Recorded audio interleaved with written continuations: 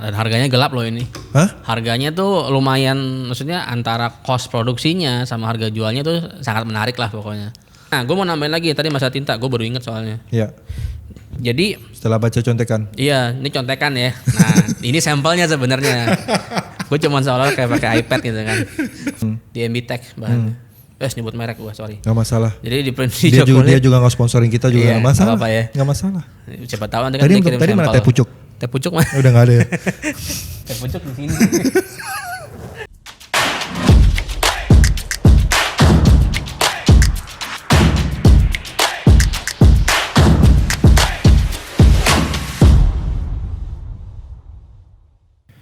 Selamat datang di PPS Podcast lagi. Gue Putu pastinya.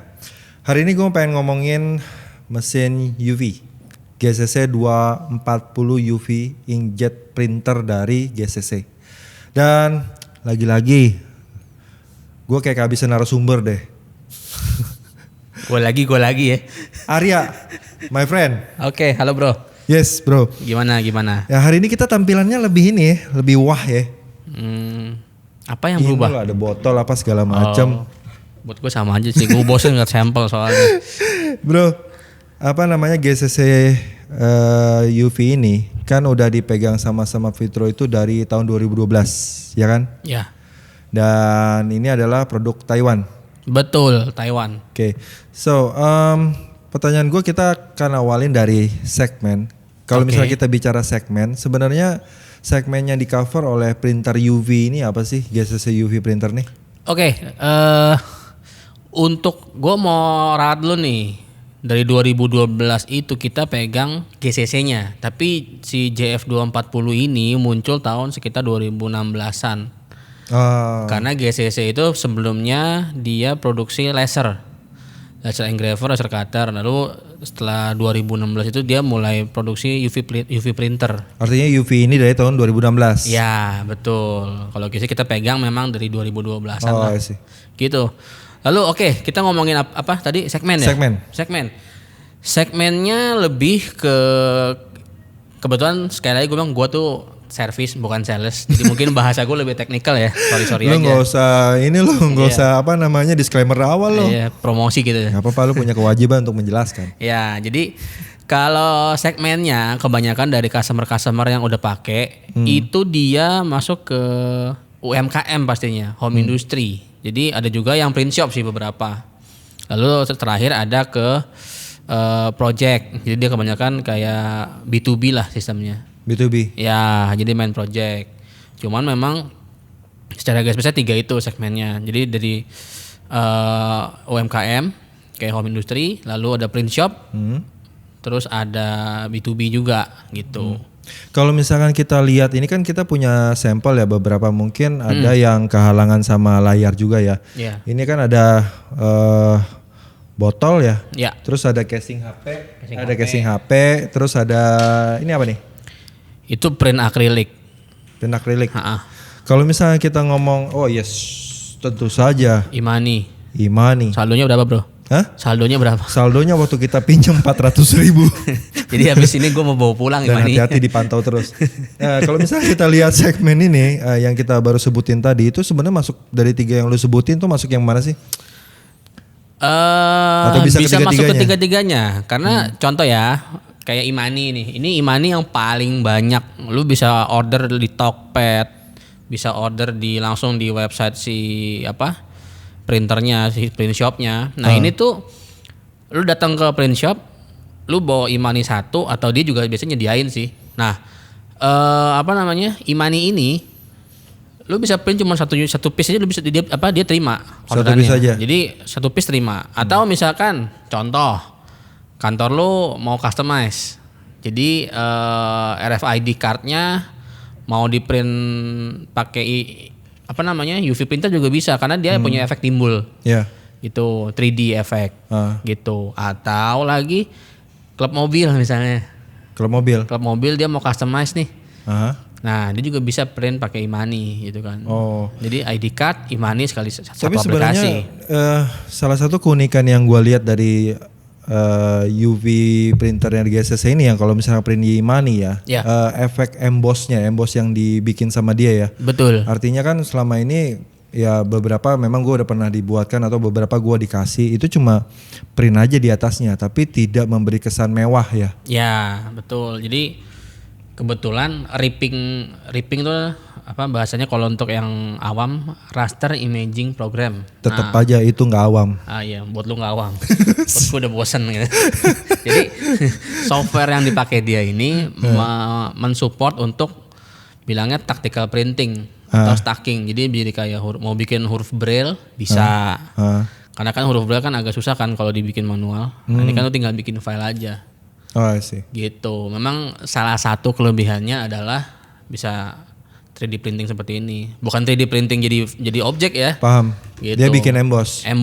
Dan menariknya pada saat lu bilang ini lu print satu aja bisa, itu kan menarik buat UMKM kan. Karena kan pemerintah itu kan memang lagi menggalakkan UMKM. Betul. Yang artinya memang usaha yang tidak memiliki modal yang besar sebenarnya, tapi diusahakan mereka itu punya bisnis yang bagus supaya mereka mendapat penghasilan yang bagus kan gitu. Betul. Dan kalau mereka ternyata harus memenuhi kuantiti tertentu itu kan berat buat mereka. Betul. Dan pada saat mereka ordernya satu mereka bisa print satu, itu kan berarti suatu kelebihan ya seperti itu ya. Ya, dan harganya gelap loh ini. Hah? Harganya tuh lumayan, maksudnya antara cost produksinya sama harga jualnya tuh sangat menarik lah pokoknya.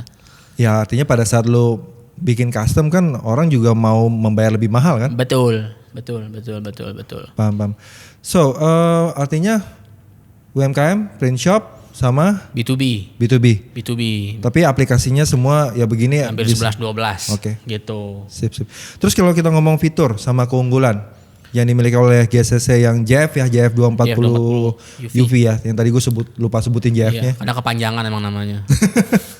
So fitur keunggulannya apa sih bro? Jadi gini, ya pertama pasti satu dia bisa timbul. Kedua dia punya sistem namanya EMC. Jadi intinya nih bahas simpelnya, kalau printer flatbed EMC itu AMC gitu ya? Iya AMC. Jadi printer yang umum flatbed yang biasanya tuh lo masuk ke bahan-bahan tuh manual. Kalau dia otomatis gitu. Jadi udah dijamin nggak bakal nabrak.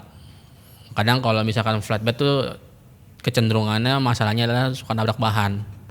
Nabrak bahan itu seperti apa sih? Jadi ini bahan, ini mejanya. Nah ketika headnya lewat dia nabrak karena setting ketinggiannya salah. Oh oke. Gitu. Nah kalau dia sih udah otomatis. Contohnya misalkan kayak bahan yang itu yang tebal itu ya? Iya tebal. Karena kan dia si mesin ini kan bisa sampai 30 cm materialnya. Lo mau ngeprint helm bisa. Helm bro. Gue waktu itu ya helm paham sih. Iya, helm. Tinggi itu. Iya. Dan gue sih pernah lihat waktu itu kita lagi ngeprint buku menu ya di restoran ya. Ya. Soalnya gue pernah makan di tempat, jadi menunya itu mereka pakai talenan. Oh iya bisa. Iya pakai talenan dan di situ ditulis menunya. Waktu itu belum tahu yang namanya GSC UV kan. Iya. Pas gue ngeliatin di showroom, lah ini dia mesinnya. Sama, jangan-jangan mungkin sampel gue dibawa ke restoran. Tadi kan kita balik lagi ke fitur AMC kan untuk yang supaya menghindari untuk yang nabrak tadi. Terus yang gua tahu juga ada rotary ya. Rotary ya, ini rotary. Artinya bisa keliling gitu ya. Iya, lu mau print di tumbler. Sekarang kan banyak tuh kalau baby burn gitu kan. Dia bikin souvenirnya tumbler, ditulis nama anaknya gitu kan. Nah, itu pakai mesin kita juga gitu. Begitu. Oke, tadi AMC, terus rotary, terus apa lagi? Terus dia punya secara konstruksi lagi nih, teknikal lagi nih, sorry nih. Mohon maaf. Namanya ngomong teknisi kan bukan sama sales, jadi lebih ngomong ke teknikalnya. Tapi teknikalnya yang lebih menguntungkan lo gitu kalau lo beli. Iya. Si GCC ini kan dia mesinnya kecil. Jadi kebanyakan mesin kecil yang ada di pasaran itu lampu UV cuma satu bro.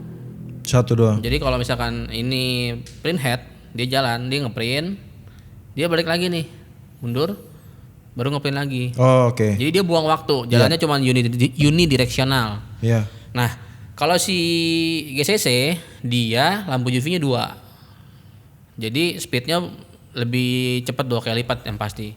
Artinya kalau 2 itu jalannya gimana dia? Jadi ke kiri ngeprint, ke kanan ngeprint. Oh oke. Makanya lu bisa lebih cepat speednya, gitu.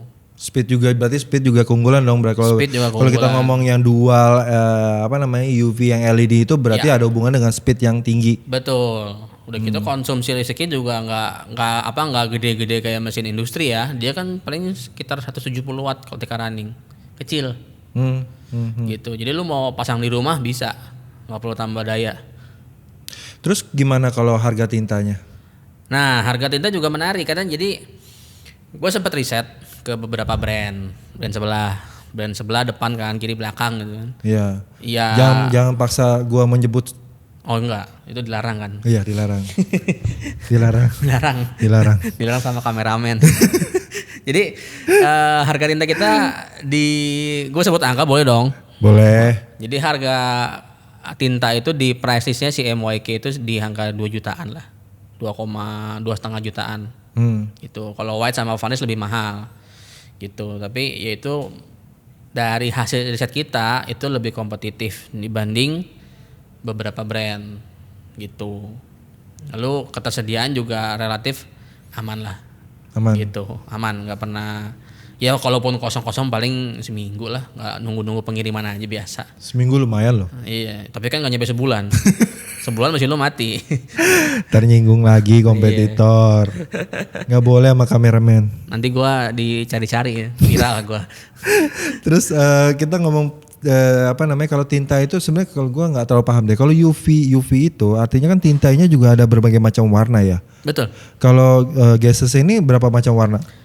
GCC ini dia CMYK white varnish. Nah, satu lagi dia itu baru launching. Jadi kalau lu ngeprint di bahan rigid, contoh di kaca deh, kaca atau aluminium, metal gitu kan, itu kan bisa di print.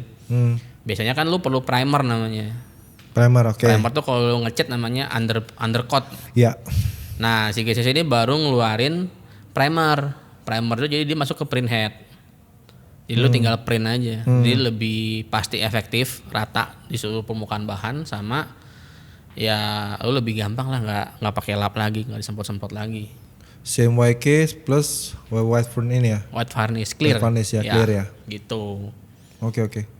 So terus kalau tadi kita udah bicara tinta ya, harga tinta apa segala macam. Terus kalau misalkan inkjet itu kan biasanya pasti ya relate lah sama print head ya. Ya. Mungkin ada yang bisa lu share tentang print headnya? Print head dia pakai Konica 512. Nah, dia sepengalaman gue Konica ini memang cukup tahan banting sih. Iya. Tahan banting dan lumayan bandel. Jadi berapa kali customer itu ada ya nabrak bahan kegores. Itu nozzle sih nggak ada yang clogging gitu loh. Gue cukup happy dengan print head ini dan dia untuk printing speednya oke. Terus nozzle-nya dia 14 picoliter. Oke. Kalau yang white dia 4 picoliter. Nah, gue mau nambahin lagi tadi masalah tinta, gue baru inget soalnya. Iya. Jadi Setelah baca contekan. iya, ini contekan ya. Nah, ini sampelnya sebenarnya. Gue cuma seolah kayak pakai iPad gitu kan. Gitu, ini contekan gue. Nah, tinta kita itu udah masuk ke tipe yang fleksibel. Jadi semua tinta yang kita jual di Indonesia untuk UV itu fleksibel. Contohnya ini, cetakan ini. Ini gue print di akrilik. Gue bending. Oh iya, dia ngikutin lekuk itu Ya, ya. dia stretch. Kalau tinta rigid kan dia crack di sini pecah masih. Gitu. Jadi selain di bahan-bahan gini nih, lu bisa print di kulit. Iya.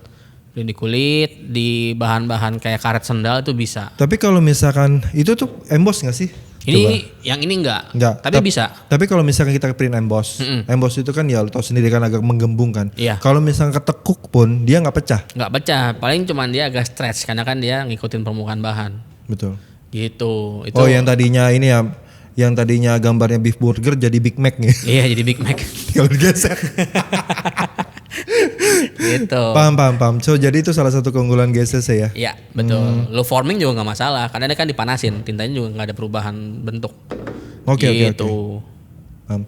Nah, apa artinya kalau misalkan dengan segala macam fitur dan keunggulan tadi yang lu udah sebutin, artinya kan benefitnya kan tadi udah kita sebutin ya. Udah. Segala macam. Cuma selain benefit apa yang tadi udah disebutin, ada yang mau lu tambahin nggak?